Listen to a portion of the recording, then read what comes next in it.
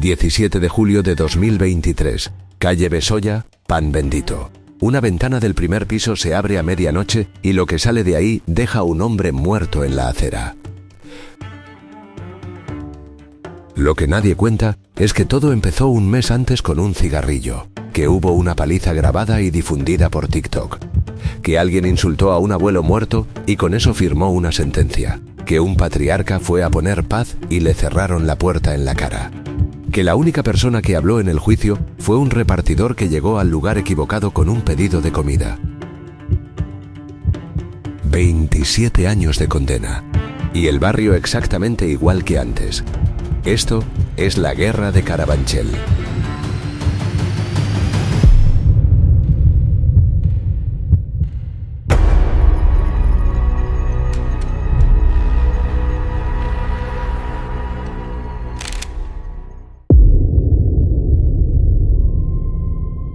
Doce y 10 de la madrugada.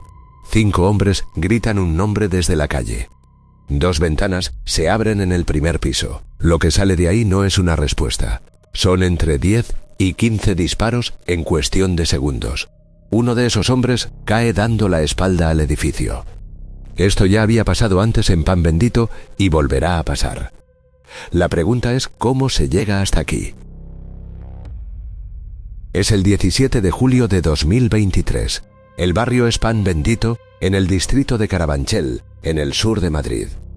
La calle se llama Besolla y el hombre que cae se llama Antonio B. B. Aunque en el barrio todo el mundo le conoce como Taruco. 38 años, vendedor ambulante. No es el cabecilla de nadie. No manda en ningún territorio. Esa noche está ahí porque es el tío del chico al que humillaron. Y en esta lógica eso es suficiente para que te toque estar en primera línea. Los 5 hombres que han llegado a calle Besolla son del clan de Orcasitas, los que aquí llaman los Amadores. Han venido a pedir explicaciones. Están frente al edificio donde vive la familia M. que es el núcleo del clan de Pan Bendito, los Tarzanes. Vocean el nombre de Pedro M. 59 años, al que todo el mundo conoce como Perico. Quieren que baje, quieren hablar. Perico no baja a hablar. Lo que pasa en los siguientes segundos lo han reconstruido los investigadores disparo a disparo. Las ventanas contiguas del primer piso se abren casi a la vez. Perico asoma con un revólver. Su hijo, Juan Pedro M. A. 35 años, alias El Bola, aparece con una pistola semiautomática.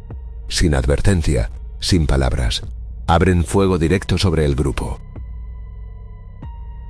Los 5 hombres se giran y corren. Taruco recibe 2 proyectiles en la zona dorsal mientras huye de espaldas al edificio. Uno en el omóplato, otro en la espalda. Las balas le provocan daños abdominales masivos. Sus acompañantes le cogen, le meten en un coche y salen disparados hacia el hospital 12 de octubre. No esperan al SAMUR. En estos entornos no se espera al SAMUR. Taruco muere a la 1:45 de la madrugada. Shock hipovolémico. La calle Besolla a esas horas ya está vacía. El Bola y Perico no están. Y aquí es donde hay que parar un momento, porque lo que acaba de pasar no es un estallido de violencia sin sentido. Tiene una lógica, una secuencia, un detonante que ocurrió exactamente un mes antes y que, cuando lo conozcas, va a hacer que todo encaje de una manera que da bastante vértigo. Porque esto empezó con algo tan pequeño que cuesta creerlo. Y aún así, cada paso que siguió era el único posible dentro de las reglas que rigen este sitio. Un nombre que no era de nadie. Eso es lo que dejó Pan Bendito antes de convertirse en lo que es una promesa de tránsito que nunca se cumplió y que lo explica casi todo. 1957. Madrid está a punto de reventar. El éxodo rural lleva años empujando a decenas de miles de personas hacia la capital, y el cinturón de chabolas que rodea la ciudad ya no es un problema menor, es una emergencia. El régimen lo llama Plan de Urgencia Social. En 1961 añaden el Plan de Absorción de Chabolas. La idea es simple: construir bloques, meter ahí a la gente y terminar con las infraviviendas. Rápido, barato y sin muchas preguntas. Así nace en 1963 la Unidad Vecinal de Absorción de Pan Bendito. 655 viviendas. Las calles sin asfaltar. El alcantarillado a medias, sin transporte directo al centro, sin equipamientos, sin nada que una esto con el resto de la ciudad. Se llaman unidades de absorción, porque en teoría son temporales. La gente pasa por ahí unos años, se estabiliza y se integra. El problema es que nadie puso fecha de caducidad, y lo temporal se fue convirtiendo en permanente sin que nadie lo decretara formalmente. La infraestructura no mejoró porque era provisional, y siguió siendo provisional durante décadas. Los años 80 llegan con la heroína. Y la heroína en Pan Bendito, en Horcasitas, en San Fermín, en Entrevías, no llega como una moda, llega como una catástrofe. Arrasa una generación entera.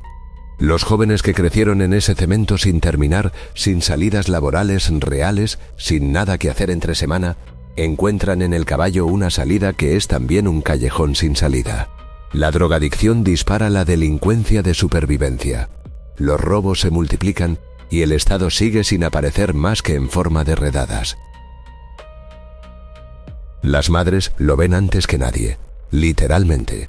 Se llaman Madres contra la Droga y cortan el tráfico. Se plantan en las calles y bloquean la circulación para que alguien les haga caso. No es una metáfora, son mujeres desesperadas bloqueando coches en el sur de Madrid porque sus hijos se están muriendo y no hay otra forma de que te escuchen. El Estado tarda. Y mientras el Estado tarda, algunas familias del barrio descubren que hay una manera de no depender del Estado para nada: vender lo que la gente consume de todas formas. Ahí es donde el abandono empieza a tener estructura. Para entender lo que eso significa en términos humanos, existe una vida que lo resume mejor que cualquier informe. Se llama José Luis Fernández Eguía. Nació en la UVA de Pan Bendito en 1965. Su madre le abandona de pequeño. Le crían los abuelos. Con 12, 13 años ya está en la heroína. El director Eloy de la Iglesia le ficha para el cine kinky. Aparece en Navajeros en 1980 y en El Pico en 1983. Le llaman El Pirri. Su cara sale en las carteleras mientras él sigue robando para pagarse la dosis. 3 causas por atracos. Intentos de suicidio en comisaría. Entradas y salidas de la cárcel de Carabanchel. La fama no le saca del barrio. Es famoso en las películas y es un toxicómano en la calle. Y el barrio no distingue entre los dos. Muere en 1988, 23 años, sobredosis de heroína adulterada. Lo encuentran con signos de violencia junto a una gasolinera. El Pirri no es una anécdota del cine español. Es la demostración de que el lugar donde naces en Pan Bendito en los 60 te traza una trayectoria que tienes que ser extraordinariamente afortunado para esquivar. Y la mayoría no lo es. Lo que quedó después de la heroína, después del cine kinky, después de las promesas de regeneración que vinieron con la democracia, fue un barrio donde el Estado había demostrado repetidamente que no iba a quedarse. Que abría centros de salud, los cerraba, prometía inversión, la retrasaba, mandaba policía cuando había problema y desaparecía cuando el problema se normalizaba. En ese vacío, las familias que habían empezado a traficar en los 80 llevaban ya 2 décadas consolidando algo más sólido que una chapuza de urgencia. Una estructura de poder paralela con sus propias reglas, sus propios árbitros y sus propias formas de resolver conflictos, sin juzgados, sin formularios, sin esperas. Esa estructura es la que explica por qué en julio de 2023 había 2 hombres con pistolas asomados a una ventana de primer piso. Y para entender cómo funciona por dentro, hay que conocer las reglas que nadie ha escrito pero todo el mundo conoce. Hay una frase que en Pan Bendito no hace falta explicar porque todo el mundo la entiende sin necesidad de palabras. Aquí los problemas se resuelven entre nosotros. Lo que vas a ver ahora no es la historia de gente violenta sin más. Es la lógica de un sistema que funciona con una precisión que da miedo y que explica cada uno de los pasos que llevaron a la calle Besoya. El activo más importante que puede tener un clan en el sur de Madrid no es el dinero ni el territorio, es la reputación. Y la reputación, aquí, tiene una propiedad muy concreta. Se construye despacio y se destruye en segundos. Un clan que proyecta invulnerabilidad mantiene su posición. Un clan que encaja una humillación pública sin responder deja de proyectar nada. Y cuando deja de proyectar, empieza a perder territorio, respeto, negocio. La respuesta a cualquier agravio no es un arrebato irracional. Es una decisión fría, tomada en grupo, con el único objetivo de restaurar lo que se ha perdido y mandar un mensaje que dure. Los criminólogos lo llaman escalada simétrica. En la calle tiene otro nombre, o directamente no tiene nombre porque no necesita uno. La mecánica es sencilla. Cada golpe recibido obliga a devolver uno de igual o mayor calibre. No hacerlo equivale a rendirse. Y rendirse equivale a desaparecer del mapa. Por eso la violencia en estos entornos no sube ni baja al azar. Responde a una aritmética de agravios donde cada elemento tiene su peso y nadie se olvida de nada. Pero antes de que los puños y las armas entren en juego, existe un mecanismo que intenta evitar lo peor: la figura del patriarca. Un hombre mayor con peso moral dentro de la comunidad, cuya función es mediar. Cuando un conflicto amenaza con desbordarse, el patriarca puede presentarse en territorio del clan rival para hablar. Y aquí viene la regla que más importa entender. Si el patriarca llama a tu puerta, tienes que abrirla. No es una cortesía, es el protocolo. Negarle la entrada no es una falta de educación. Es comunicarle al otro clan, sin posibilidad de malentendido, que rechazas cualquier vía de salida pacífica, que asumes las consecuencias. Existe también una línea roja que ninguna mediación puede cruzar hacia atrás una vez traspasada: insultar a los familiares fallecidos del clan rival. En este sistema de valores, los muertos no están fuera del conflicto, son parte del honor del linaje. Un agravio a un difunto es un agravio a todos los que llevan la misma sangre, y ese tipo de ofensa no se negocia. Cuando alguien la comete, los vivos no tienen margen, tienen que lavar la ofensa. No hacerlo es traicionar a los propios. Y luego está el silencio, la omertá. Acudir a la policía a denunciar un problema entre clanes no solo se considera cobardía, es una traición en el sentido más literal. Metes a personas de tu entorno en manos de una institución que aquí se percibe como enemiga, y eso tiene consecuencias. Por eso, cada vez que los investigadores llegan a Pan Bendito después de un tiroteo, se encuentran con lo mismo. Nadie ha visto nada. Las versiones se contradicen. Los testigos tienen de repente una memoria que no les da para mucho. No es miedo al juicio oral. Es la aplicación práctica de un código que todos conocen y todos acatan. Vale la pena comparar esto con otro modelo que existe en España, porque la diferencia es reveladora. El clan de los Castaña en la Atunara, Cádiz, construyó 30 millones de euros mediante el tráfico de hachís, pero su poder no se sostenía solo sobre el miedo. Francisco Tejón pagaba facturas de luz, deudas médicas y regalos de Navidad a más de 600 vecinos. Compraron lealtad y silencio con dependencia económica. El resultado era un control más estable, menos necesitado de reafirmación constante. El modelo de los clanes de Carabanchel y Horcasitas es distinto. Se asienta casi exclusivamente en el terror y la exhibición de fuerza. Y ese modelo tiene una fragilidad de fondo. Exige ser demostrado una y otra vez, porque si no lo demuestras, te lo cuestionan. Esta es exactamente la lógica que vas a ver operar paso a paso en el mes que precedió a la noche del 17 de julio.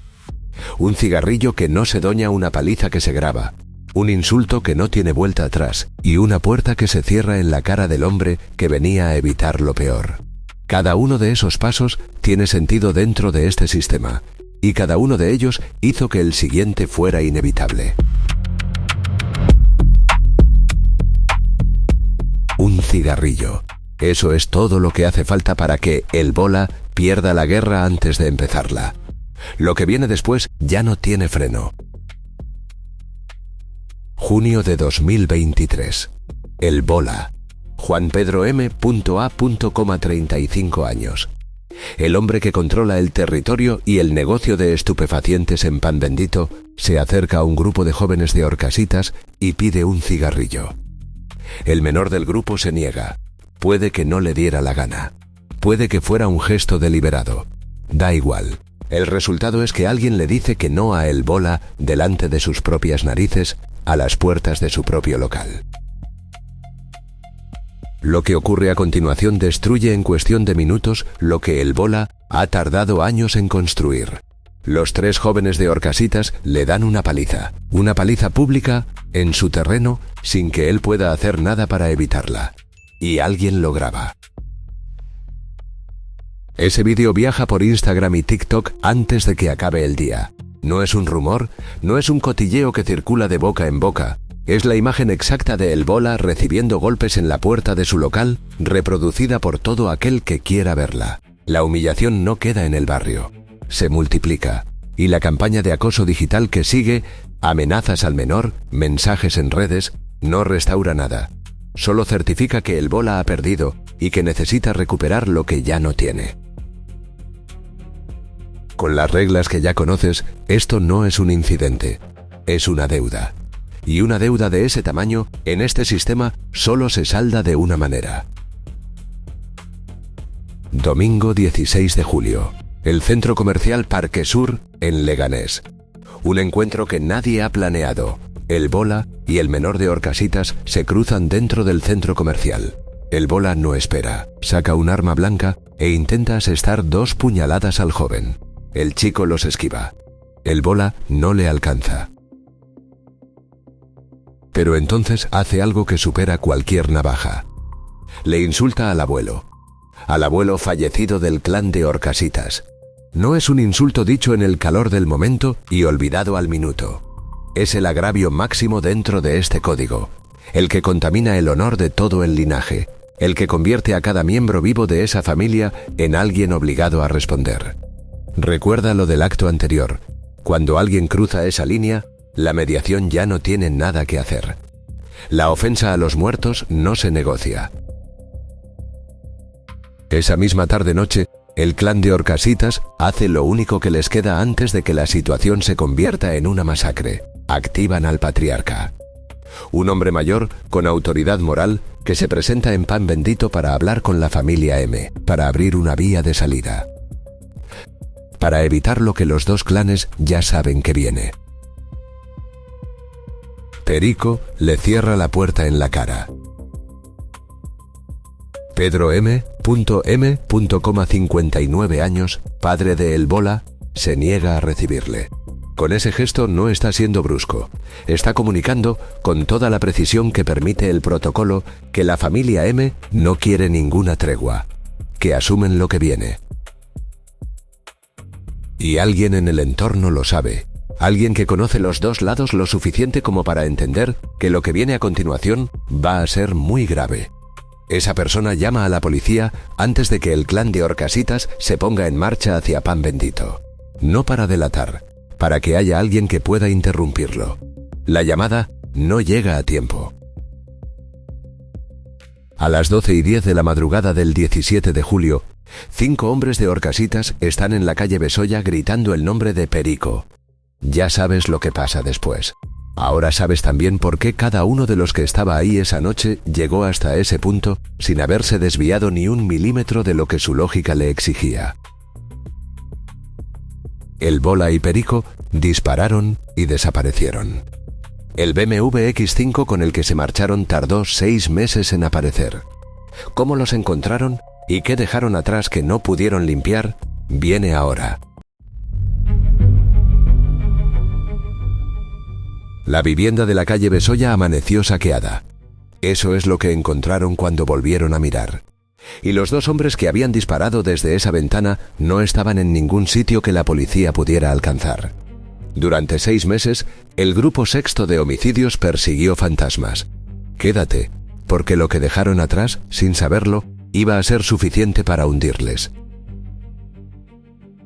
Mientras Taruco agonizaba en el hospital 12 de octubre, su familia llegaba. Y la situación en urgencias se desbordó lo suficiente como para que la policía tuviera que intervenir para contenerla. No es difícil de imaginar, docenas de personas del clan de Orcasitas, la adrenalina de lo que acababa de ocurrir, el cuerpo de un hombre de 38 años que llegó en un coche particular porque nadie llamó al SAMUR. A la 1:45 confirmaron lo que ya todos sabían. Horas después, cuando el sol ya llevaba un rato arriba, varios miembros del clan de Orcasitas volvieron a la calle Besoya. Esta vez sin gritar nombres. Entraron en la vivienda de la familia M y la vaciaron. Todo lo que se podía llevarse se fue. Era la respuesta inmediata, el primer movimiento dentro de la lógica que ya conoces. El clan que ha perdido a un hombre no se queda quieto esperando al juez. Pero cuando terminaron, lo que buscaban no estaba. El Bola y Perico se habían marchado antes de que nadie llegara. El BMW X5 salió de Pan Bendito en algún momento de esa madrugada. ¿A dónde fue exactamente? La investigación tardó tiempo en establecerlo. Lo que sí se supo desde el principio es que no actuaron solos en la fuga. Los clanes de este entorno mantienen una red de recursos que funciona con precisión cuando hace falta. Pisos ocupados en distintas provincias, contactos que no hacen preguntas, coches que cambian de manos. No es improvisación. Es la infraestructura de quien lleva décadas operando al margen del Estado y sabe que en algún momento puede necesitar desaparecer. El Bola y Perico la usaron. El Grupo Sexto de Homicidios de la Policía Nacional tomó el caso. Lo que tenían al principio era lo que siempre tienen en Pan Bendito después de un tiroteo: un muerto, una calle vacía y un muro de silencio. Nadie había visto nada, nadie recordaba nada. Las versiones de los que estaban cerca de los hechos se contradecían de formas que no eran casuales. La omertá funcionando exactamente como se espera que funcione. Así que los investigadores fueron a buscar lo que no podía mentir. La policía científica procesó la vivienda de la calle Besoya con calma, y en el pollete de la ventana del primer piso, la ventana desde la que dispararon, encontraron 86 partículas de residuos de disparo. 86. Esa cifra no es un detalle menor. La densidad de residuos en esa superficie es incompatible con una sola arma, y es incompatible con los pocos disparos al aire que Perico diría más adelante haber efectuado con una vieja escopeta. 86 partículas en ese pollete concreto solo se explican con una descarga sostenida, desde esa posición exacta, con armas cortas, un revólver y una pistola semiautomática, tal y como describían los testigos. Pero el pollete no fue lo único. Los técnicos rastrearon las vainas percutidas y las encontraron en 3 lugares distintos. 6 junto al aparato de aire acondicionado de la fachada, varias directamente bajo la ventana y 4 más expulsadas hacia el interior del jardín vallado del edificio. La distribución de esas vainas trazaba la geometría exacta de lo que había ocurrido. 2 armas disparadas desde el primer piso con un arco de fuego dirigido hacia la calle. No había ángulo que encajara con la teoría de un disparo desde el suelo. Y en el jardín, además de las vainas, apareció una funda de pistola, con huellas dactilares de los acusados. Todo eso estaba esperando en la calle Besoya mientras el Bola y Perico se movían de un piso a otro. 6 meses. El Grupo Sexto trabajó durante 6 meses rastreando la red logística, tirando de contactos, siguiendo el rastro de 2 hombres que sabían perfectamente que si aparecían era para no volver a salir en mucho tiempo. Finales de enero de 2024. Los localizan, no en Madrid, no en ningún barrio del sur que conocieran de siempre. Están en Torrevieja, Alicante, a 400 kilómetros de la calle Besoya, en una ciudad de costa donde nadie les busca la cara. Ahí los detienen. La noticia de la detención llega a Pan Bendito, y lo que pasa a continuación, en términos de la lógica que rige este entorno, es exactamente lo que cabría esperar. Nadie dice nada en público, pero todo el mundo sabe que el siguiente escenario va a ser un juzgado. Y en un juzgado, las reglas del juego son otras. Porque hasta aquí, las pruebas materiales son sólidas. Los residuos, las vainas, la funda, las huellas, pero una cosa es tener pruebas físicas y otra es tener a alguien que ponga a esos 2 hombres específicamente disparando desde esa ventana específica. Los investigadores tenían el escenario forense. Lo que necesitaban era un testigo que lo viera. Y en Pan Bendito, a medianoche, después de un tiroteo entre clanes, los testigos no abundan. Los que estaban en el grupo de Horcasitas tenían sus propios motivos para no subirse a un estrado. Los vecinos del edificio no iban a moverse. El silencio era la opción segura para prácticamente todo el mundo presente. Excepto para uno. Esa noche, mientras el Bola y Perico abrían fuego desde el primer piso, había un hombre en la calle Besolla que no pertenecía a ninguno de los dos clanes. No era del barrio en el sentido de tener algo que perder o ganar en ese conflicto. Era un repartidor de comida a domicilio. Había llegado a esa calle con un pedido. Llegó justo cuando los 5 hombres de Horcasitas estaban increpando al edificio, y lo que vio a continuación no era algo que pudiera ignorar aunque hubiera querido. Brazos armados asomando por la ventana del primer piso, los fogonazos, la caída de un hombre mientras corría de espaldas. Lo vio todo, y a diferencia de cualquier otra persona que hubiera podido estar ahí esa noche, él no tenía ninguna razón para callarse. Ninguna deuda con ninguno de los dos lados, ningún código que le obligara al silencio, ninguna consecuencia de clan que temer.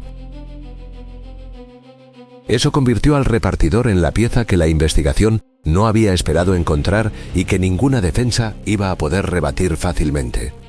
La física forense confirmaba el qué y el dónde. El repartidor confirmaba el quién. Con todo eso encima de la mesa, el juicio parecía una formalidad. Pero la defensa de el Bola y Perico no se sentó a esperar la condena. Tenían preparado un argumento que, sobre el papel, era lo suficientemente técnico como para sembrar duda en un jurado popular. Una simulación en 3 dimensiones que pretendía demostrar que la trayectoria del disparo letal era incompatible con que viniera de la ventana del primer piso.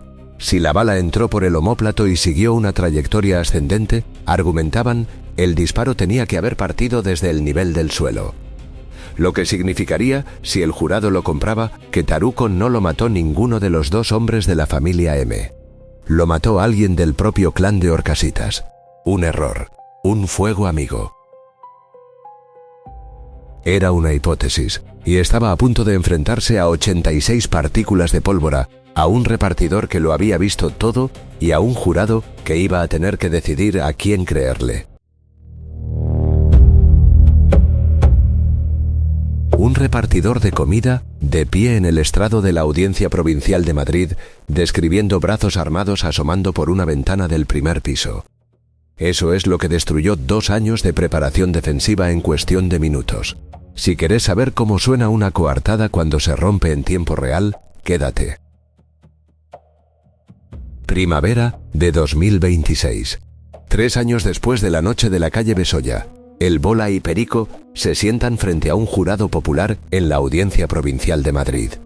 La Fiscalía entra con peticiones que no dejan margen a la interpretación. 65 años y medio de prisión para Juan Pedro M.A. 56 años y medio para Pedro M.M. Son cifras que no se piden para negociar. Se piden porque el expediente es sólido y la acusación lo sabe. La letrada Teresa Bueyes tiene un problema serio y lo sabe también. Las pruebas materiales que dejaron en la calle Besolla son lo suficientemente contundentes como para que cualquier argumento de inocencia total resulte inverosímil. Las 86 partículas de residuos en el pollete de la ventana, las vainas distribuidas en 3 puntos de la fachada y el jardín, la funda de pistola con huellas de sus clientes. Eso no desaparece porque sí. Así que la estrategia no pasa por negar que hubo disparos desde esa ventana. Pasa por cuestionar cuál de esos disparos mató a Taruco. La defensa presenta un informe pericial construido con software de simulación tridimensional. El argumento es técnico y está diseñado para sembrar duda en un jurado sin formación balística. La trayectoria del proyectil que alcanzó a Taruco era ascendente. Entró por el omóplato y salió por el cuello. Si la trayectoria sube, razona la defensa, el disparo no pudo venir de un primer piso situado por encima de la víctima. Tuvo que partir del nivel del suelo o por debajo, lo que significaría que la bala letal no salió de ninguna de las 2 armas de la familia M. Salió de alguien que estaba en el grupo de Horcasitas. Un error. un tiro mal dirigido que mató al propio Taruco. Es una hipótesis que, sobre el papel, tiene una cierta elegancia técnica. Y Perico la complementa desde el estrado con su propia versión. Él no apuntó a nadie. Cogió una vieja escopeta, la sacó por la ventana y disparó al aire. Disparos disuasorios. Intentaba ahuyentar al grupo, no matarle. Nunca quiso hacerle daño a nadie. El problema es que esa versión tiene que sobrevivir a las pruebas. Y las pruebas no son neutrales. La policía científica ya había establecido que la densidad de residuos en el pollete es incompatible con una escopeta disparada al aire. Una escopeta vieja, unos pocos disparos hacia arriba, no dejan 86 partículas en ese pollete concreto. Esa cifra solo cuadra con 2 armas cortas descargando de forma sostenida desde esa posición. Y las vainas no mienten sobre su origen. Su distribución geométrica, junto al aire acondicionado, bajo la ventana, expulsadas hacia el jardín, es la que corresponde a armas automáticas y semiautomáticas, no a una escopeta. Cada pieza del escenario forense contradice la narrativa de los disparos al aire con un arma vieja. Pero la balística forense, por muy sólida que sea, sigue siendo un conjunto de datos que un jurado popular tiene que procesar e interpretar. Los informes periciales pueden generar incertidumbre. Los expertos de la defensa pueden matizar. En una sala llena de personas sin formación específica, un argumento técnico bien construido puede dejar una fisura de duda razonable. El repartidor no deja fisuras. Cuando sube al estrado, el hombre que esa noche llegó a la calle Besoya con un pedido de comida no tiene nada que ganar ni nada que perder en ese juicio. No pertenece a ninguno de los dos clanes, no vive en Pan Bendito, no tiene deudas con nadie de los que están sentados en esa sala. Es, en el sentido más literal, un testigo imparcial. Alguien a quien el azar situó en el lugar exacto en el momento exacto, sin ningún motivo para mentir en ninguna dirección. Lo que narra es directo. Llegó a la calle Besoya para hacer una entrega. Vio a un grupo de hombres frente a un edificio, increpando, gritando hacia arriba. Y entonces vio los brazos. 2 brazos armados que asomaron por la ventana del primer piso. Vio los fogonazos. Vio a uno de los hombres caer mientras corría de espaldas al edificio. No hay interpretación en ese testimonio. No hay lectura de trayectorias ni discusión sobre ángulos de incidencia. Hay un hombre que estaba ahí con un pedido de comida y que describe lo que vio con sus ojos, que es exactamente lo mismo que la física forense está diciendo desde otro ángulo. La defensa no tiene forma de atacar ese testimonio con credibilidad. No puede argumentar que miente, porque no tiene ningún motivo para hacerlo. No puede argumentar que se equivocó de ventana o de piso, porque la descripción es precisa. El repartidor es el testigo que ningún clan puede intimidar, que ningún código de silencio puede alcanzar, que ninguna omertá puede obliterar. Llegó con una bolsa de comida y se fue siendo la pieza que completó el caso. El jurado delibera y vuelve con veredicto de culpabilidad. A finales de mayo de 2026, el magistrado de la Audiencia Provincial dicta sentencia. El contexto de la noche: un grupo que llegó amenazante a la puerta de su casa, la presión acumulada de semanas de conflicto, lleva al tribunal a aplicar la eximente incompleta de legítima defensa. No exculpa, solo reduce. Juan Pedro M. A. El Bola queda condenado a 27 años y medio de prisión, 10 años por el asesinato consumado de Taruco, 16 por las 4 tentativas de homicidio sobre los otros hombres que estaban en la calle Besoya esa noche y año y medio por tenencia ilícita de armas. Pedro M. Perico recibe un tratamiento diferente en el punto más grave. La prueba que sitúa su arma específica como la que percutió la bala que mató a Taruco no existe con la certeza suficiente para que el tribunal la dé por probada. La fiscalía tenía suficiente para los dos en todo lo demás, pero en ese punto concreto, el de la autoría del disparo letal, la duda funciona a su favor. Perico es absuelto del asesinato consumado. No sale libre. Queda condenado a 17 años y medio por las 4 tentativas de homicidio y por la tenencia de armas. 17 años y medio, por haber estado en esa ventana disparando sobre un grupo de hombres, aunque el proyectil que mató a uno de ellos no se haya podido atribuir a su arma de forma concluyente. Y aquí está la cosa que más pesa cuando miras el caso entero desde el principio. Caruco, Antonio B. 38 años, vendedor ambulante. No había estado en la paliza de junio, no había estado en el centro comercial Parque Sur, no había insultado a nadie, ni había mandado mensajes en redes sociales. No era el bola, ni era el menor de Horcasitas, ni era ninguno de los hombres cuyas acciones construyeron el conflicto paso a paso durante un mes. Era el tío del chico. Eso era todo. Eso fue suficiente para que estuviera en la calle Besoya a las 12:10 de la madrugada del 17 de julio. Y es el único que murió. Los que tomaron las decisiones que hicieron inevitable esa noche siguen vivos y tienen 27 y 17 años por delante para pensar en ello. El que no tomó ninguna de esas decisiones fue el único al que las balas encontraron. Lo que acaba de juzgar la Audiencia Provincial de Madrid es el extremo visible de algo mucho más grande. Las condenas a El Bola y a Perico cierran un caso concreto. No cierran el negocio que lo hizo posible. Ese negocio lleva décadas funcionando y lleva la misma cantidad de tiempo aprendiendo a sobrevivir a cada operación policial, a cada detención, a cada juicio. Para entender dónde está ese negocio hoy, hay que saber de dónde viene. Y de dónde viene es de la Cañada Real Galiana. Durante años, la Cañada Real fue el modelo, un asentamiento de kilómetros en los que ciertos clanes, los más conocidos eran los Brunos y los Gordos, habían levantado algo que funcionaba como un hipermercado de la droga. El punto más famoso era el búnker de Valdemingómez, un conjunto de estructuras reforzadas donde el negocio corría ininterrumpidamente a plena luz del día, con una escala que a la policía le costaba años desmantelar. Si habéis visto el vídeo que publicamos sobre el mayor imperio gitano del cannabis y sus 42 detenidos, ya conocéis cómo operaba ese sistema por dentro. El modelo de distribución que lo alimentaba tenía un nombre en el argot del barrio: las cundas. Coches particulares que hacían de taxis de la droga, recogiendo compradores en puntos neurálgicos de la ciudad. La plaza elíptica era el más conocido, y transportándolos hasta la Cañada para la transacción. El sistema era eficiente porque centralizaba todo. La mercancía estaba en un sitio, el comprador llegaba a ese sitio y el dinero volvía al mismo sitio. Centralizado, controlable, rentable. Y exactamente por eso se volvió vulnerable. A partir de los años 2010, la Policía Nacional intensificó los controles sobre esas rutas.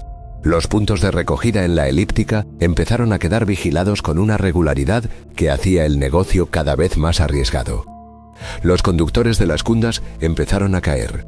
El flujo de compradores hacia la Cañada se fue cortando. El modelo centralizado que había funcionado durante años empezaba a crujir porque era demasiado visible y demasiado fácil de interceptar en sus puntos de entrada y salida. Los clanes hicieron lo que hacen cuando una estrategia deja de funcionar: la cambiaron.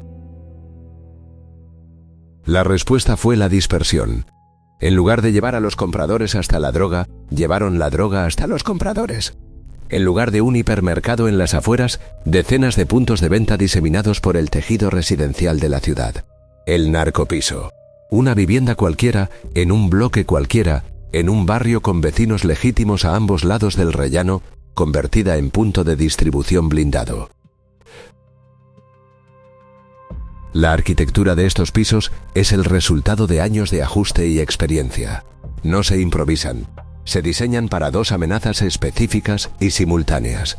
La primera amenaza son los clanes rivales, que en este entorno pueden intentar un vuelco, que es como llaman a irrumpir por la fuerza en un punto de venta ajeno para robar la mercancía y el dinero.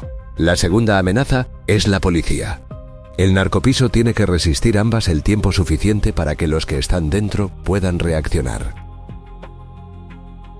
El punto desmantelado en Pan Bendito, que los vecinos conocían como La Ventana, es el ejemplo más documentado de hasta dónde llega esa ingeniería. doble puerta acorazada, rejas reforzadas en todas las ventanas, un circuito cerrado de cámaras que cubría la calle y el portal. Antes de que nadie llegara a la puerta, los de dentro ya sabían quién era. Las transacciones no se hacían abriendo la puerta, se hacían a través de una ranura practicada en la persiana de la terraza. El comprador llegaba, ponía el dinero por la ranura, recibía la mercancía por la misma ranura y se marchaba. En ningún momento había contacto físico directo. En ningún momento nadie de fuera entraba. Y si se producía un derribo policial, si los agentes conseguían atravesar las dos puertas acorazadas, el tiempo ganado servía para algo más. En el suelo había orificios camuflados conectados directamente a las tuberías del edificio. Las dosis de cocaína y hachís se tiraban por ahí. Cuando la policía llegaba al interior, el suelo estaba limpio. Los vecinos del bloque pagaban un precio que nadie les preguntó si aceptaban.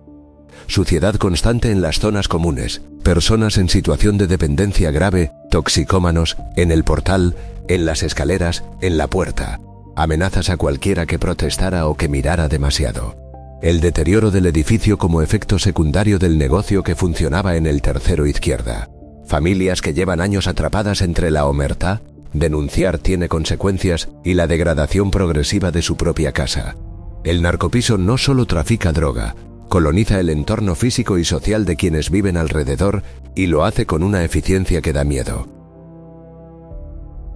Y el narcotráfico ni siquiera es ya el único negocio donde estos clanes aplican la misma lógica. Los pelúos son el ejemplo más claro de diversificación. Un clan con presencia en Madrid y con base establecida en Baleares, especialmente en el barrio de Son Gotleu, en Palma de Mallorca, que empezó como cualquier otro en el trapicheo de calle y fue girando hacia algo que tiene una rentabilidad diferente y una visibilidad mucho menor: la ocupación y el alquiler fraudulento de inmuebles. El modelo es simple en concepto y brutalmente eficaz en la práctica. Localizan viviendas vacías, de particulares, de entidades bancarias, de fondos, y las ocupan. Una vez dentro, las alquilan a personas que no tienen opciones. Gente con deudas, sin papeles, sin capacidad de acceder a un arrendamiento legal, que acepta pagar a quien les da un techo sin hacer preguntas. Los pelúos hacían también los enganches. La luz y el agua llegaban de forma ilegal, con conexiones ilegales a la red, y ese servicio también tenía un precio. Funcionaban, en todos los sentidos prácticos, como una agencia inmobiliaria. Sin contrato, sin registro, sin garantía de ningún tipo para el inquilino y con coacción activa para quien intentara salirse del acuerdo. Algunos de sus miembros han acumulado condenas de hasta 8 años por esas coacciones. El negocio, mientras tanto, seguía. La lógica del monopolio económico defendido con métodos paramilitares no es exclusiva del narcotráfico. En mayo de 2025, a 300 metros del Estadio Santiago Bernabéu, 2 clanes de feriantes protagonizaron una batalla que dejó 32 detenidos y 11 heridos graves, varios con amputaciones y traumatismos cráneoencefálicos. Los Marinkovic y los Georgievich. El conflicto era por el control de los terrenos adyacentes al estadio para instalar atracciones. Existe algo que en ese mundo se llama la ley del feriante, un reparto tácito de territorios para las ferias, no escrito, no firmado, pero conocido y respetado. Los Marinkovic intentaron instalarse en un espacio que los Georgievich consideraban suyo. La respuesta fue inmediata. Decenas de miembros del clan Georgievich llegaron al lugar con bates de béisbol, barras de hierro, navajas y hoces. La consigna era literal. 11 personas acabaron en urgencias con lesiones graves antes de que la intervención policial masiva cortara la situación. No hubo narcos, no hubo droga, no hubo territorio de barrio en juego. Había un trozo de asfalto donde poner una noria. Y eso fue suficiente para que la lógica del monopolio defendido a cualquier coste funcionara con exactamente la misma precisión que en Pan Bendito. El mismo patrón, a otra escala, se repite en Granada. En el Distrito Norte y en Santa Fe, la pugna por el negocio de la marihuana indoor había generado una guerra entre el clan de los Mocos y el clan de los Muos. La Operación Cake movilizó a más de 200 agentes, acabó con decenas de detenciones y fue presentada como un golpe decisivo al problema. A finales de 2025, un miembro prominente de los Mocos recibió un apuñalamiento casi letal por la espalda en una discoteca de Santa Fe. Los ajustes de cuentas siguieron funcionando con independencia total de lo que había ocurrido en sede judicial meses antes. Una macrooperación con 200 efectivos no detiene la cadena. Detiene a algunas personas y desestabiliza temporalmente una estructura, pero la estructura se reorganiza porque el sustrato que la alimenta, la exclusión, la falta de alternativas, el capital reputacional que solo se construye en ese mundo, no ha cambiado nada. Esa es la continuidad que une Pan Bendito con la Atunara, con Son Gotleu, con los terrenos junto al Bernabéu, con Santa Fe.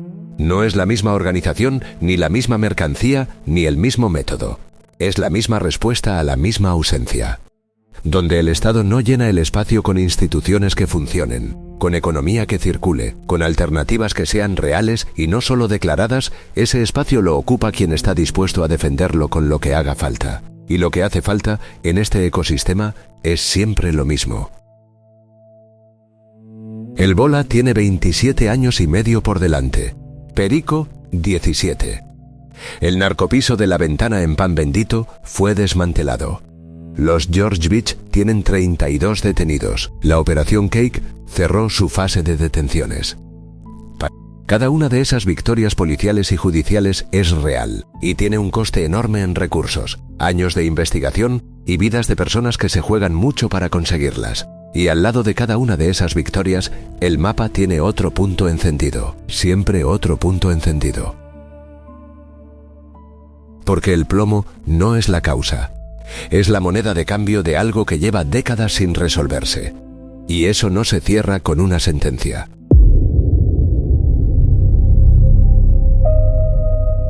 La calle Besoya sigue siendo la calle Besoya. El edificio está. Las ventanas del primer piso están. Las familias que viven en el mismo bloque donde el Bola y Perico dispararon aquella noche siguen viviendo ahí y siguen sabiendo que lo que ocurrió una vez puede volver a ocurrir porque el tejido que lo produjo no ha desaparecido con la sentencia. Pan Bendito hoy no es el mismo barrio de los años 80, pero tampoco es un barrio que haya roto con aquella herencia. La arquitectura del abandono que describía la uva original ha mutado. Hay metro, hay algún equipamiento nuevo, hay fachadas que ya no son las de 1963. Pero las familias atrapadas entre la omertá y el miedo siguen en el mismo sitio. Los narcopisos se desmantelan y reaparecen. La Ventana cerró. En algún bloque cercano, o no tan cercano, hay otra ranura en otra persiana esperando a que alguien la encuentre. Eso no es una hipótesis, es el patrón de los últimos 30 años. La paradoja que deja este caso es incómoda de sostener. La policía necesitó 6 meses para localizar a 2 fugitivos que se movían por una red de pisos ocupados a 400 kilómetros de Madrid. La policía científica procesó una vivienda entera y encontró 86 partículas de pólvora en un pollete. Un jurado popular tuvo que escuchar semanas de balística forense, simulaciones en 3 dimensiones y argumentos sobre ángulos de trayectoria antes de declarar a alguien culpable de lo que un repartidor vio con sus ojos desde la acera. Todo ese esfuerzo, toda esa inversión institucional producen una condena de 27 años y medio. Es una victoria real del sistema judicial.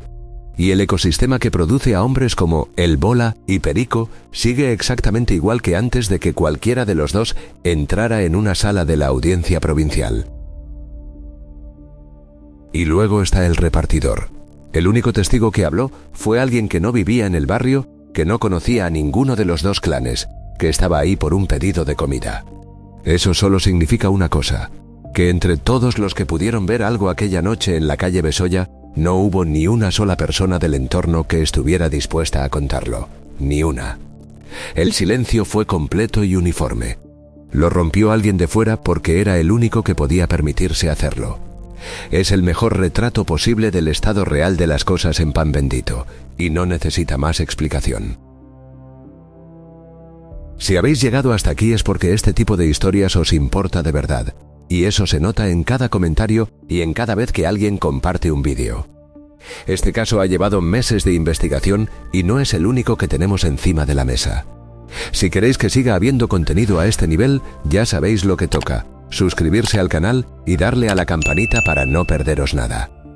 Y una cosa concreta, dejad en los comentarios qué clan, qué barrio o qué guerra de territorio queréis que cubramos a continuación. Hay más historias como esta esperando. Algunas son peores,